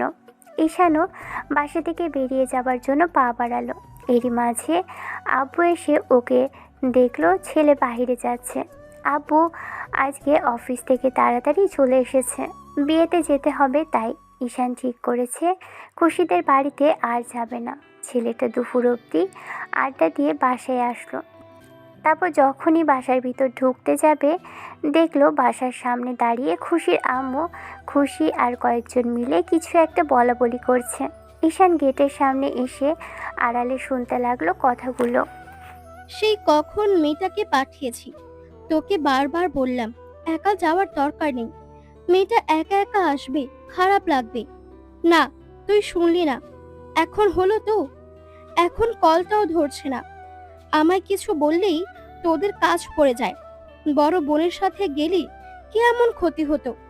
আজকে থেকে আর তোদের কাউকে কিছু বলবো না। আজ তো চলে যাবে, কাল থেকে আর কেউ তোদের এমন বিরক্ত করবে না। এই সামান্য কাজটুকু তোরা করতে পারলি না, তোদের এত ব্যস্ততা। আম্মু আমি জানতাম না কি আপুর এত দেরি হবে। এখনো হয়তো আর্টিস্টরা সাজাতে ব্যস্ত দেখিয়ে কিছুক্ষণের মধ্যেই চলে আসবে, এত টেনশন করতে হবে না। ঈশান বুঝে গেল কিছু তো একটা গন্ডগোল হয়েছে। ছেলেটা আর দেরি না করে বাসা থেকে বাইকটা নিয়ে বেরোলো। তারপর পার্লারের দিকে যেতে লাগলো। খুশির দিন বনি যে পার্লারটা থেকে সাজে সেটা একদম শহরের ঠিক মাথার দিকে। ঈশান বাইক চালাতে লাগলো আর ভাবলো কোনো ঝামেলা হলো না তো। বুকের ভিতর কেমন যেন ধড়ফড় করছে। আধা ঘন্টার মধ্যেই ঈশান পার্লারের কিছুটা কাছে আসতেই দেখলো পার্লার থেকে একটু দূরে কয়েকটা ছেলে আর একটা মেয়ে দাঁড়িয়ে আছে। ছেলেগুলো কী সব বলছে ঈশানের বুঝতে আর বাকি রইল না। ওই ছেলেটা হয়তো তানিয়া আপু, ওই মেয়েটা হয়তো তানিয়া আপু, কারণ দূর থেকে চেহারা দেখে তেমনটাই মনে হচ্ছে। ছেলেটা আরেক মুহূর্ত দেরি করলো। বাইকটা নিয়ে সেখানে গিয়ে কোনো রকমে নেমে এসে মেয়েটাকে প্রোটেক্ট করে আর ওর সামনে দাঁড়ালো। তারপর ছেলেগুলোকে উদ্দেশ্য করে বলতে লাগলো, এই যে ভাই, কি সমস্যা আপনাদের? ওনাকে ডিস্টার্ব করছেন কেন? ডিস্টার্ব করব কেন? মানে আমাদের হাতের পাখিটাকে আমরা উড়ে যেতে দেব? শোন, তুই এখানে কোনো হিরোগিরি না করে কেটে পড়, নাহলে ঝামেলা হয়ে যাবে। আজকে বড় একটা দাও মেরেছি। মালটার গায়ে যত গহনা আছে সেটা তুই নিজ হাতে খুলে দিয়ে এখান থেকে চলে যা। দেখছিস তো আমাদের হাতে ছুরি, এটা দিয়ে একদম তোদের অবস্থা খারাপ করে দিব। মালটাকে তখন থেকে বলে যাচ্ছি, কিন্তু ম্যাডাম গহনাগুলো খুলেই দিচ্ছেই না। তুই তো বুদ্ধিমান, এখন না হয় তুই এগুলো দিয়ে মেয়েটাকে নিয়ে কেটে পড়। দেখ ভাই, আজকে আপুর বিয়ে, ওনাকে ডিস্টার্ব করিস না। তোর যত টাকা লাগে আমি দেব, তারপরেও আপুকে এখান থেকে যেতে দে। আমরা ভেবেছিলাম হিরোইনের হিরো এসেছে, এ তো দেখি ওর পিচ্চি ভাই এসেছে।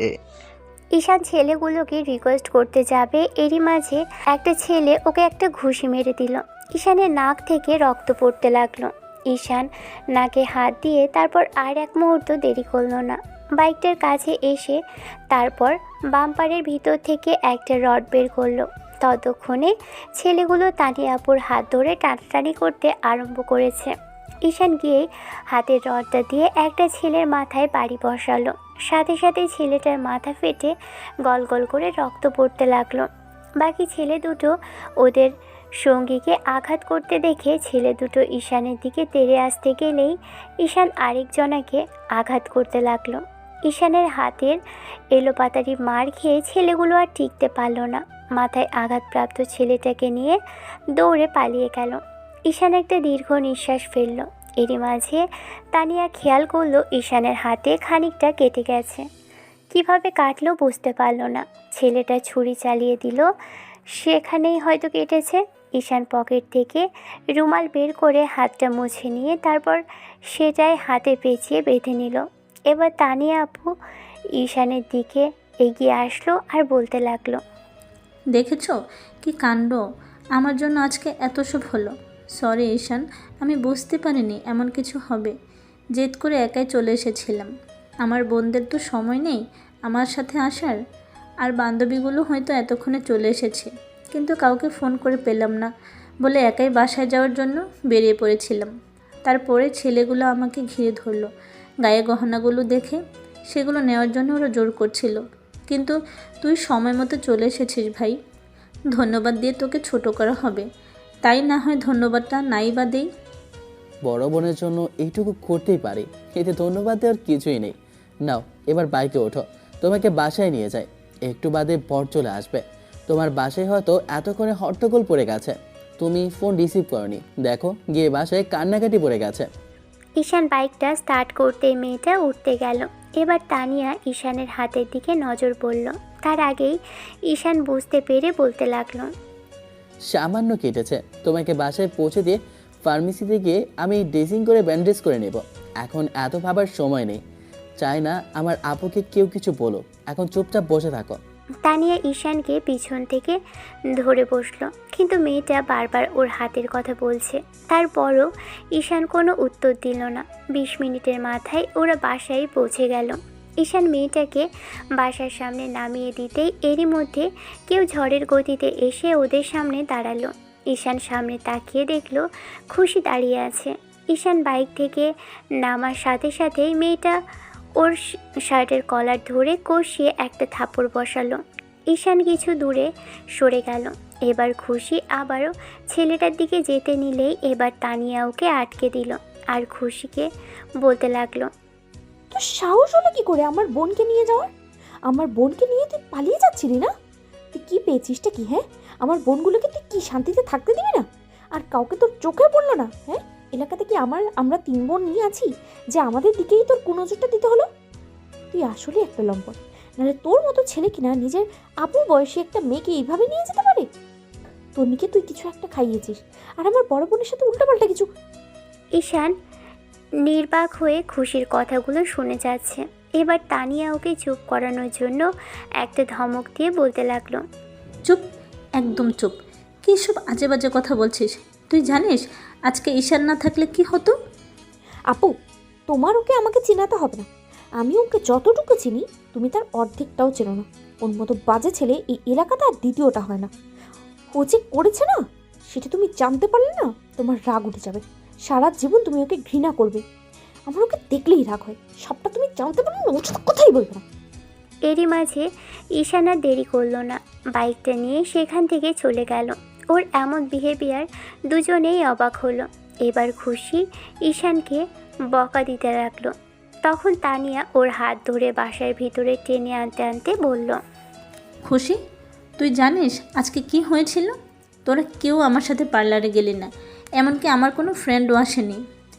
আমি বাসায় আসার জন্য যখন বের হলাম তখন কতগুলো ছেলে আমাকে আটকে ধরেছিল, আমার কাছ থেকে গয়নাগুলো হাতিয়ে নেওয়ার চেষ্টা করে। ঈশান সেখানে আজকে সময় মতো না পৌঁছালে কি হতো জানিস? ও গিয়ে ছেলেগুলোর সাথে মারপিট করেছে। ছেলেটার হাত কেটে গেছে, নাক দিয়ে রক্ত পড়ছিল। তারপরও চিন্তা করিনি, শুধু এটুকু বলেছে ওর বড় আপুকে কেউ বাজে কথা বলবে আর ও সেটা শুনতে পারবে না। ছেলেটা এত বড় একটা বিপদ থেকে বাঁচালো, আবার নিজে আমাকে বাসায় পৌঁছে দিল, আর তুই কিনা ছেলেটাকে এমন করে আঘাত করলি। সব কিছুতেই তোর বাড়াবাড়ি। একবার বুঝতে চাইলি না তুই যেটা ভাবছিস ও তেমন কিছু করেছে কিনা।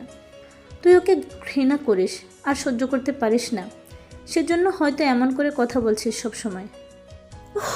আপু, তুমি বুঝতে পারছো না, ও ও কত বাজে মন মানসিকতার একটা ছেলে। তুমি হয়তো ভাবছো ও এগুলো করেনি, কিন্তু ওর বন্ধুদের দিয়েও ও সব করাতে পারে। আমাদের সামনে ভালো সাজার জন্য এমনটা করলো। তুমি জানো ও কি করেছে আপু? যদি জানতে তাহলে। ভুল তুই করতে পারিস, কিন্তু আমি করতে পারি না। আমি ঈশানকে আজ অবধি দেখিনি কখনো বাজে কাজ করতে। আর তুই কি না বলছিস ও উল্টোপাল্টা কিছু করেছে? শোন, এ বিষয়ে আমি তোর সাথে আর কথা বলতে চাইছি না।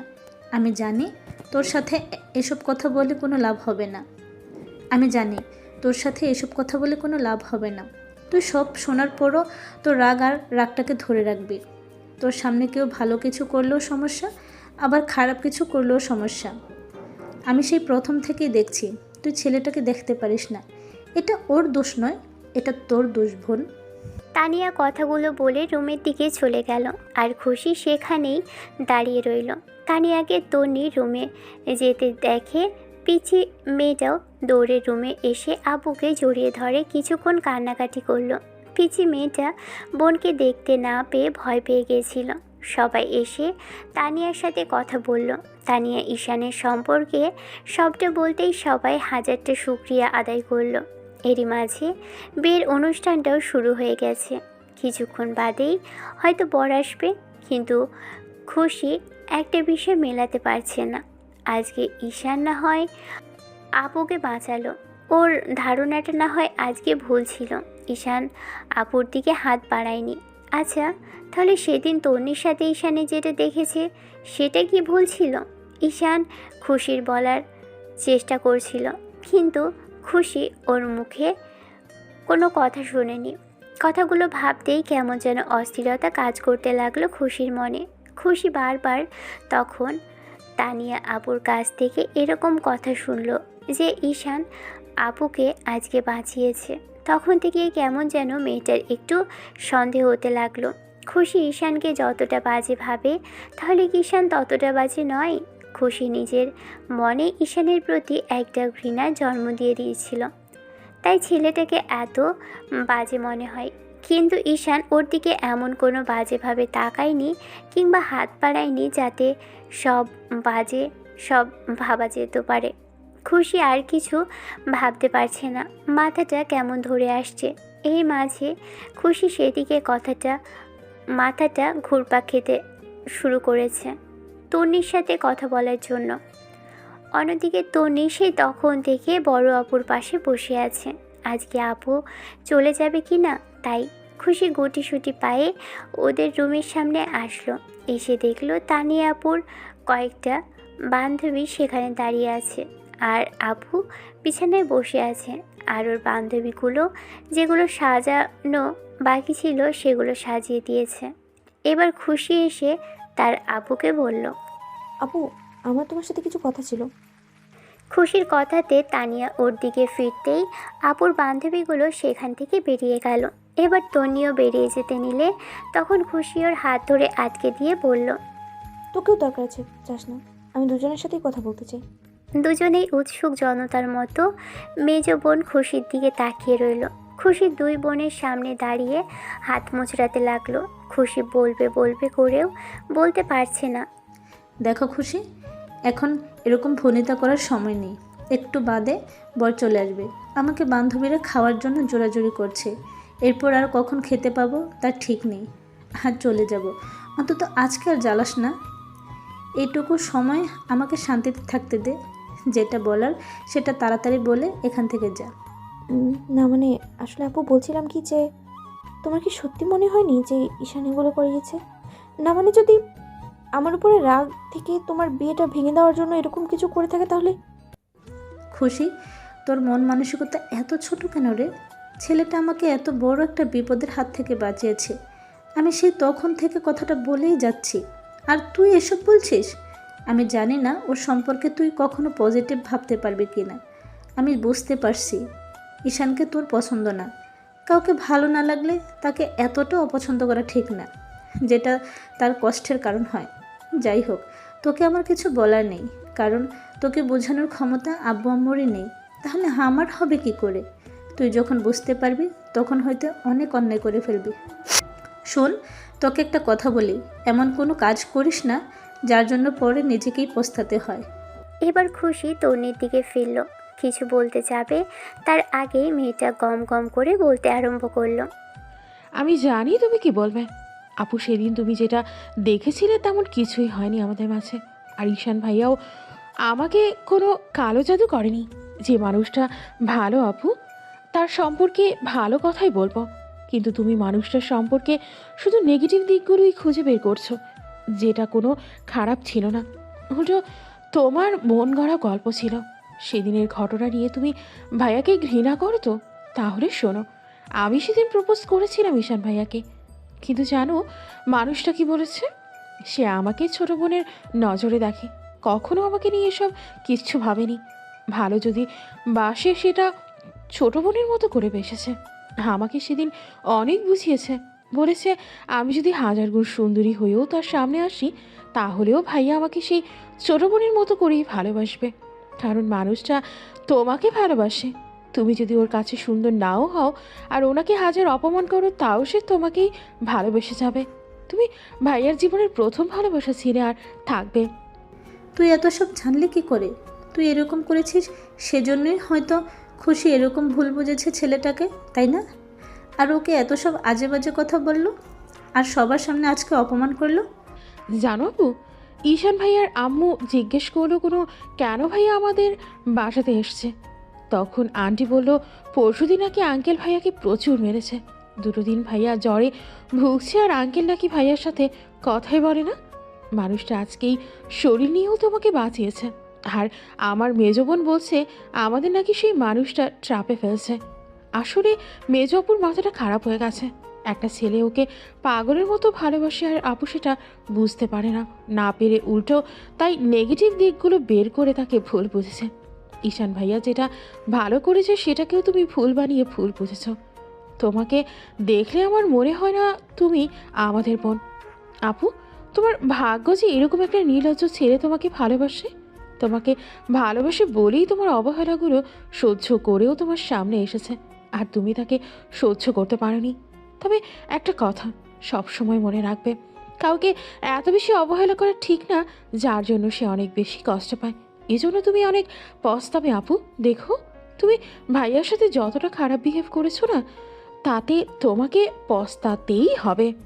খুব পাকা পাকা কথা বলতে শিখে গেছিস না বোন? তুই যে এতটা ম্যাচিউর কবে হয়ে গেছিস সেটা বুঝতেই পারিনি। যাই হোক, ওকে সব সত্যিটা বলার জন্য তোকে ধন্যবাদ। যেটা আমার মেজো বোন বুঝতে পারেনি সেটা তুই বুঝেছিস। এরই মাঝে তানিয়ার বান্ধবীরা এসে ওকে খাবার খাইয়ে দিল। কিছুক্ষণ বাদেই বর আসবে, ওকে স্টেজে নিয়ে যাওয়া হলো। বিয়ের কাজও সম্পন্ন হলো। একে একে সব কিছু শেষ হলো। বিয়ে বাড়িতে খুশি তন্ন তন্ন করেও ঈশানকে খুঁজলো একটা সরি বলার জন্য, কিন্তু পেল না। আচ্ছা, সরিতেই কি সব সমাধান হয়ে যায়? খুশি যখন থেকে জানতে পেরেছে তখন থেকেই মানতে পারছে না যে ও এত বড় একটা ভুল করেছে। শেষে রাগ যে তার ইগোর কারণে একটা ছেলেকে এমন একটা ভুল বুঝলো। বিয়ের পুরো সময়টা জুড়েই খুশি মন খারাপ করেছিল। খুশির বান্ধবীরা জিজ্ঞেস করলেও মেয়েটা ওদের সবটা বলল।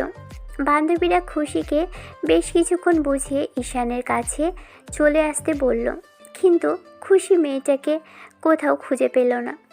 খুশি আম্মুর কাছে জিজ্ঞেস করলো, তখন আম্মু বলল ঈশান বিয়েতে আসেনি, কারণ ঈশানের আব্বু বারণ করে দিয়েছিল ঈশান যেন ওদের বাসায় না আসে।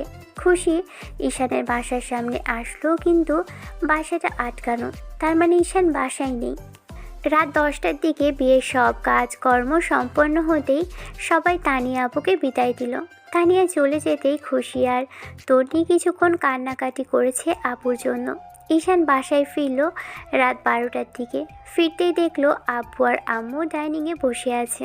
ঈশান ফ্রেশ হয়ে এসে ফ্রিজ থেকে খাবার বের করে নিয়ে নিজের মতো খেতে লাগলো। ঈশান কোথায় ছিল কিংবা বিয়েতে যায়নি কেন, তাতে কারোর ভ্রুক্ষেপ নেই। ছেলেটা খেয়ে রুমে চলে আসলো।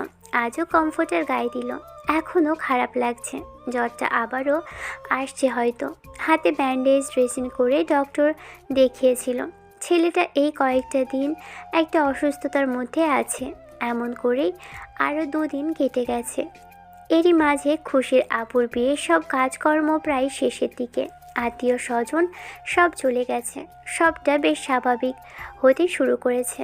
ঈশান এখন আর ছাদে যায় না, বাসা থেকে বেরিয়ে যায় আর ফিরে সেই মাঝরাতের দিকে। ছেলে এত রাত করে বাসায় ফিরলেও আব্বু কিছুই বলে না। ছেলে ভেবেছে যে পাশের বাসার মেয়েগুলো দেখে তো দূরে থাক। আব্বু শুনেছে বিয়ের দিন ঈশান তানিয়াকে ছিনতাইকারীর হাত থেকে বাঁচিয়েছিল, এই জন্যই ছেলেটাকে খুশির কথা শুনিয়েছিল আর আঘাত করেছে। তাই নিয়ে আব্বু রাগারাগি করছিল, কিন্তু ঈশান আর কথা বলেনি। উপকার করেও যদি কথা শুনতে হয়, মার খেতে হয়, সেটার জন্যই বা কি করতে পারে? উপকার জিনিসটা এরকমই, কাউকে করতে গেলে সেটা জেনে শুনেই করতে হয়। সে পরবর্তীতে এই উপকারের প্রতিদান তো দিবেই না, উল্টো ভুল খুঁজে হাজারটা কথা শোনাবে।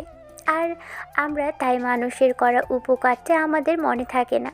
এরই মাঝে তানিয়া আপু যেদিন বাসায় এসেছিল সেদিন ঈশানের সাথে কথা বলার জন্য ওকে খুঁজেছিল, কিন্তু ঈশানের আম্মু বলে দিয়েছে ওদের বাসাতে ঈশান আর আসবে না। অন্যদিকে ঈশান ঠিক করে ফেলেছে যে কয়েকদিনের জন্য একটু বাইরে কোথাও গিয়ে ঘুরে আসবে, কারণ মনটাকে স্বাভাবিক করা দরকার। সব কেমন ছন্নছাড়া লাগছে। প্রথম কয়েকদিন বন্ধুদের সাথে আড্ডা দিলেও এখন বাসা থেকে বেরোয় না। গত 1 সপ্তাহ যাবৎ খুশি মেয়েটার সাথে দেখা হয় না। ঈশান ভেবেই নিয়েছে যে এটা হওয়া সম্ভব নয়, আর যে মেয়ে ওকে এত ঘৃণা করে তার সাথে কথা বলা কিংবা তার সামনে যাওয়াটা একটা ভুল। এই ভুলটা ঈশান আর করতে চায় না। যাই হোক, 8ম দিনের মাথায় ঈশান বন্ধুদের সাথে আড্ডা দিয়ে বেশ স্বাভাবিকভাবেই বাসায় ফিরল। ডাইনিংয়ের কাছে এসে ঈশান দেখে খুশি, বাসার লোকজন, তার উপর তানিয়া আপু, তার হাজব্যান্ড, এমনকি খুশি বসে আছে। ঈশান ভাবলো হয়তো নতুন জামাই আব্বু আম্মুর সাথে কথা বলতে আসছে, তাই পাশ কাটিয়ে চলে যেতে নিলেই আব্বু এসে ওকে বলল, ঈশান, এদিকে এসো। ঈশান গিয়ে আপুর পাশে মাথা নিচু করে দাঁড়িয়ে রইল। ঈশান দাঁড়িয়ে আছে দেখে তানিয়া আপু বসতে বললে ছেলেটা বসলো না, বলল, না না না, আমি এখানে ঠিক আছে, বলুন কি বলবেন আব্বু?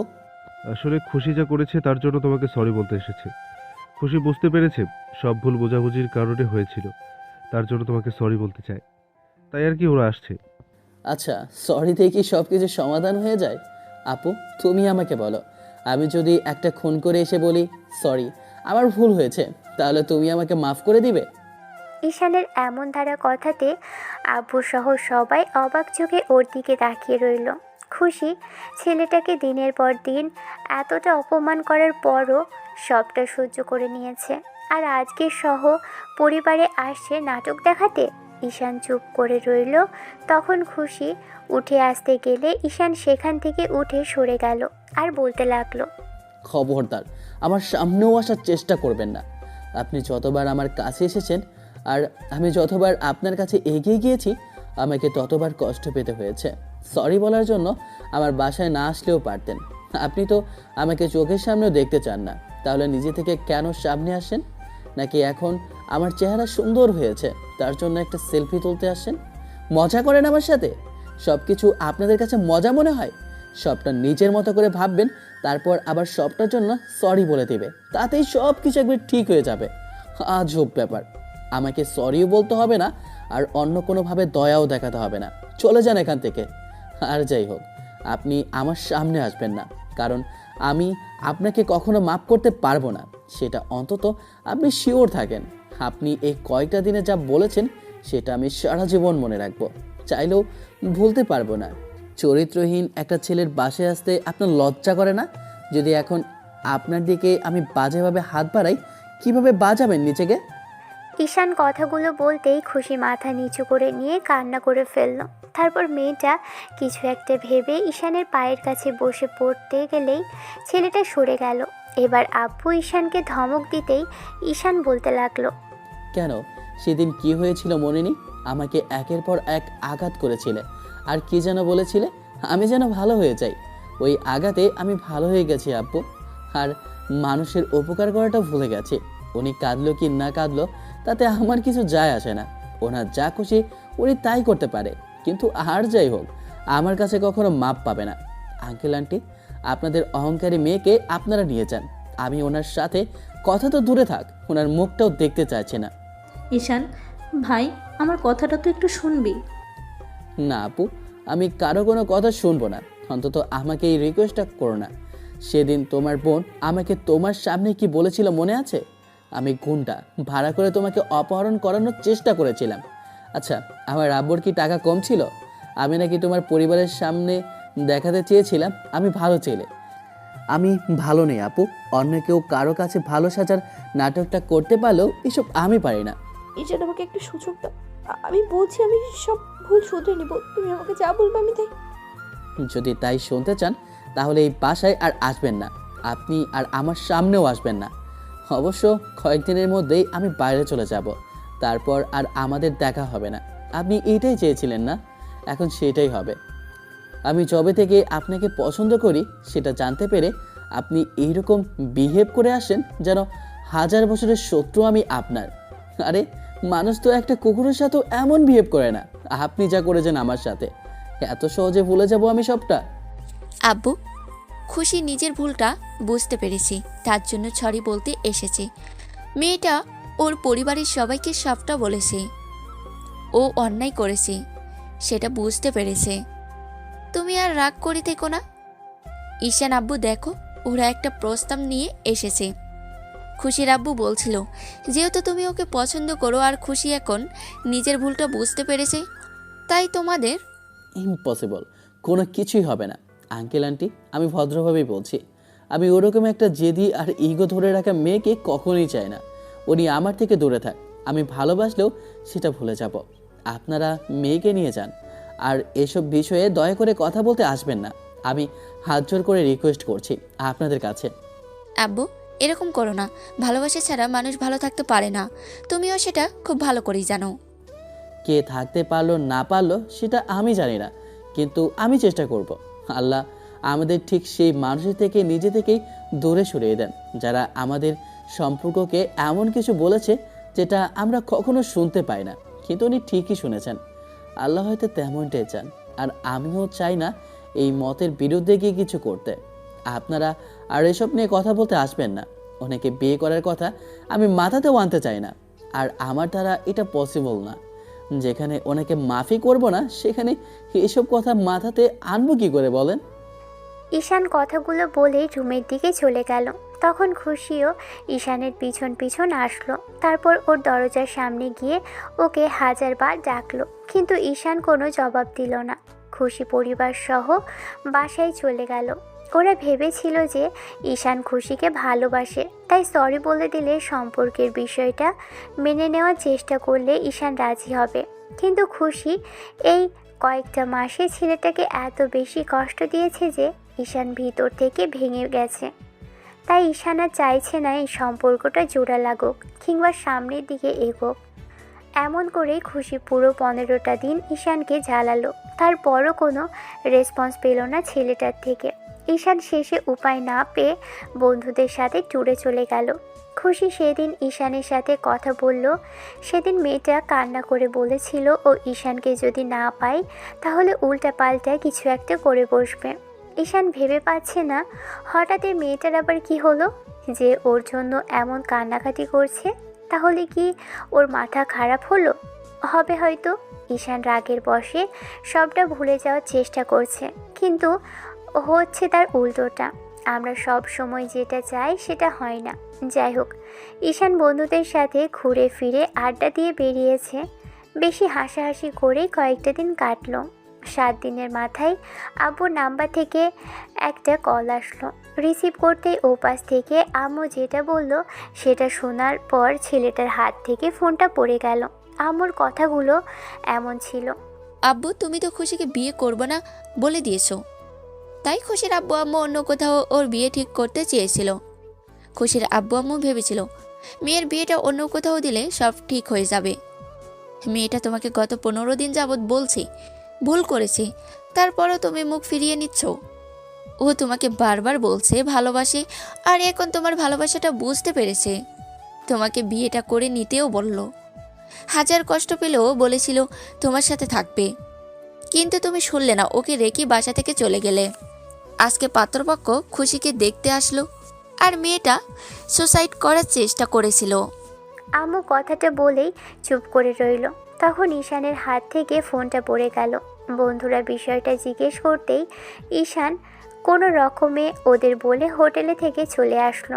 তারপর ব্যাগটা কাঁধে নিয়েই বাস স্ট্যান্ডে এসে আর এক মুহূর্ত দেরি না করে বাসার উদ্দেশ্যে রওনা দেয়। সারা রাত জার্নি করে পরদিন সকালের দিকে যখন শহরে আসলো তখন সরাসরি হসপিটালে চলে আসলো। খুশির বাবার থেকে লোকজন আসলো। ঈশান হসপিটালে কেবিনের সামনে বসে আছে। এবার তানিয়া এসে ঈশানের পাশে বসে ওর কাঁধের উপর হাত রাখতেই ছেলেটা ফুপিয়ে কান্না করে উঠল। ঈশান তানিয়া আপুর হাতের উপর হাত রেখে বলতে লাগলো, রাগটা মনে হয় তোমার বোনের ওপর বেশি করে ফেললাম আপু, তাই না? তোমার বোন কি কাণ্ড করেছে দেখেছো? বিয়ে করবে না তার জন্য মানুষ এইরকম করে কখনো? বিয়ে করবে না বলে জেদ ধরেছিল আর বলেছিল বিয়ে যদি কাউকে করতেই হয় তাহলে তোকেই করবে। আব্বু আম্মু কালকে জোর করে খুশিকে পাত্রপক্ষের সামনে বসতে বাধ্য করেছে। ছেলে ওকে দেখে পছন্দ করেছে আর বলেছে বিয়ের দিন তারিখ ঠিক করবে। তখনই পাগলিটা রেগে গিয়েছিল আর এরকম কিছু করে বসলো। আমি বুঝতে পারিনি এরকম কিছু হবে, তাহলে এত রাগ করতাম না। আমাকে এতটা ভালোবাসে সেটা আগে জানতে পারলে শুধু শুধু রাগ করতাম না। এতদিন অবহেলা করেছে, সবার সামনে অপমান করেছে, আমার আব্বু আম্মুকে কথা শুনিয়েছে। তোমার বোনের সাথে এরকমটা না হলে ও আমাকে এত সহজে মেনে নিত বলো? মেয়ে হয়ে আরেকটা মেয়ের সম্পর্কেই বলছি। মেয়েদের সহ্য শক্তিটা কম হয়, সেটা জানিস না ভাই। তুই ওর জায়গায় থাকলে হয়তো এরকম কিছু করতি না, কিন্তু কিছুটা হলেও করতি। তবে যাই হোক, যদি আমার বোনটাকে ভালোবেসে থাকিস তাহলে আর কষ্ট দিস না ভাই। আমি সব ঠিক করে দিব আপু, তোমার বোনের জ্ঞান ফিতে দাও, দেখো আমি ওর কি হাল করি। বেলা বাড়ার সাথে সাথেই লোকজন আসতে আরম্ভ করলো। ঈশানের বাসা থেকেও আব্বু আম্মু আসলো। ঈশান ফোন করে বলে দিয়েছিল হসপিটালে আছে। কিছুক্ষণ বাদে ডক্টর আসলো। এসে রোগীর জ্ঞান ফিরেছে বলতেই সবাই গিয়ে দেখা করলো, কিন্তু মেয়েটা কারোর সাথেই কোনো কথা বলল না। খুশির আব্বু আম্মু এসে ঈশানকে কিছু বলতে যাবে তার আগেই ছেলেটা নিজেই বলতে লাগলো, আমার আর কোনো রাগ নেই আঙ্কেল আন্টি, তোমরা বিয়ের ব্যবস্থা করতে পারো। আমি তোমাদের মেয়েকে বিয়ে করে নিতে চাই। আমি তোমাদের মেয়েকে কষ্ট দেওয়ার জন্য সত্যিই দুঃখিত। বুঝতে পারিনি তোমাদের মেয়ে এরকম একটা কাণ্ড করবেন, না হলে কখনোই ওর উপর রাগ করে থাকতাম না। এবার আব্বু এসে ঈশানের কাঁধের উপর হাত রাখলো। তারপর আলতো করেই ছেলেকে জড়িয়ে ধরতেই ঈশান কেঁদে ফেললো আর বলতে লাগলো, সরি আপু, সব আমার জন্য হলো। খুশির কিছু হয়ে গেলে তার জন্য আমিই দায়ী থাকতাম। রাগ, জেদ, অভিমান ভালোবাসার অংশ আব্বু। ভালোবাসার মানুষের উপর এত রাগ করতে হয় না। এখন যাও, আমার বৌমার সাথে একটু কথা বলে আসো। খুশি মামনি সুস্থ হলে তোমাদের বিয়েটা আমরা খুব ধুমধাম করে দেব। ঈশান আর এক মুহূর্ত দেরি করলো না, কেবিনে চলে আসলো। ঈশান আসতেই খুশি ওর দিকে ফ্যাল ফ্যাল করে তাকিয়ে আছে। মেয়েটা উঠে বসার চেষ্টা করলে তখন ঈশান গিয়ে ওকে বসিয়ে দিল। ঈশান ভেবেছিল খুশির উপর রাগ দেখাবে, কিন্তু মেয়েটার শরীরের কি হাল করেছে। ঈশান মেয়েটার সামনাসামনি বসতেই খুশি কিছুক্ষণ ওর দিকে অসহায় চোখে তাকিয়ে থেকে ফুপিয়ে কেঁদে উঠল। ঈশানের এইটুকু ভেবেই রাগ হতে লাগলো যে 15টা দিনেই মেয়েটা নিজের এই অবস্থা করেছে, তাহলে ওকে যে 1 বছর যাবৎ অসহ্য যন্ত্রণাটা দিল, তার অবহেলা করলো, সেটার কাছে এই 15 দিনের অবহেলাটা কিছুই নয়। কথাগুলো ভেবেই ঈশান প্রশ্ন করলো, এমনটা কেন করলে? অন্য কাউকে বিয়ে করব না বলে। অন্য কাউকে বিয়ে করতে হতো না, আমিও সুইসাইড করে নেই, তোমাকে বিয়ে করতে হবে না। ঈশানের মুখে এমন কথা শুনে খুশি ফুপিয়ে ফুপিয়ে উঠল। ঈশান খুশির চোখের পানি মুছিয়ে দিতেই মেয়েটা ওকে জাপটে জড়িয়ে ধরল। খুশি ঈশানের বুকের মাঝে মিশে যাওয়ার চেষ্টা করলো। কেমন যেন শরীরটা নিস্তেজ হয়ে আছে, শরীর থেকে অনেক রক্ত বেরিয়ে গেছে কিনা। ঈশান খুশির মাথাটা বুকের সাথে শক্ত করে চেপে ধরে মাথায় হাজারটা চুমু খেলো। খুশি ফুপিয়ে কাঁদতে লাগলো। এবার ঈশানের মনে হলো এত সহজে তো ওকে ছেড়ে দেওয়া যাবে না। এবার ঈশান খুশিকে ছেড়ে দিল। তখন মেয়েটা অবাক হয়ে তাকিয়ে বলল, কি হলো, ছেড়ে দিলে যে? খুশি কথাটা শেষ করতে পারল না, তার আগেই ঈশান ঠাস করে মেয়েটার গালে একটা থাপ্পড় বসিয়ে দিল। মেয়েটা গালে হাত দিয়ে বাচ্চাদের মতো ভ্যা ভ্যা করে কেঁদে উঠল, আর কেমন করে যেন ঈশানের দিকে তাকিয়ে রইল। ঈশান আবারও থাপ্পড় মারার জন্য হাত ওঠাতেই খুশি এবার ভয়ে চোখ মুখ কুঁচকে নিল। ঈশান সাথে সাথে ওর মুখের বাঁ পাশে আলতো করে হাত রেখে বলতে লাগলো, ইচ্ছে তো করছে থাপড়ে থাপড়ে গালের সবগুলো দাঁত ফেলে দেই। এরকম পাগলামি কেউ করে? হ্যাঁ, মারো আমাকে। এতদিন আমি তোমাকে মেরেছি না, তা শোধ তোলো এখন। তাহলে এরকম কাজ কেন করেছিলে? যদি কিছু হয়ে যেত? তুমি চলে গেছিলে কেন কাছে থেকে কষ্ট দিতে? তুমি চলে যাওয়ার আগ পর্যন্ত একবারও কি এরকম কিছু করেছি বলো? কখনো বলেছি এরকম কিছু করব? আমাকে ফেলে রেখে অন্য কোথাও চলে যাওয়া হয়েছে না? একবার বিয়েটা হতে দাও দেখি। তুমি আমাকে রেখে কোথায় যাও আমিও দেখবো। বিয়ে করার খুব শখ না? একবার বিয়েটা হতে দাও, তারপর বিয়ে করার মজাটা বোঝাবো। কেন? বিয়ের পর তুমি আমাকে ভালোবাসবে না? এখনকার মতো অবহেলা করবে, তাই না? হ্যাঁ, আমার তো মাথা খারাপ হয়েছে, আবার অবহেলা করি, তারপর আবার আপনি পটল তুলতে চলে যান। খুশি আবারও বাচ্চাদের মতো ভ্যা ভ্যা করে কান্না করে ঈশানকে জড়িয়ে ধরে বুকে কিলঘুষি মারতে লাগলো আর বলতে লাগলো, বাজে ছেলে আমাকে কি সব বল? আমি পটল তুলতে তোমার খুব খুশি লাগবে, তাই না? বসে যখন পেরেছিলে আমার ভালো লাগবে না, তাহলে এরকম কেন করেছিলে? তোমাকে আমি কোথায় পেতাম? আমি ভয় পেয়ে গেছিলাম, ভেবেছিলাম আব্বু আম্মু যদি বিয়েটা ঠিক করে দেয় তাহলে তোমাকে আর পাবো না।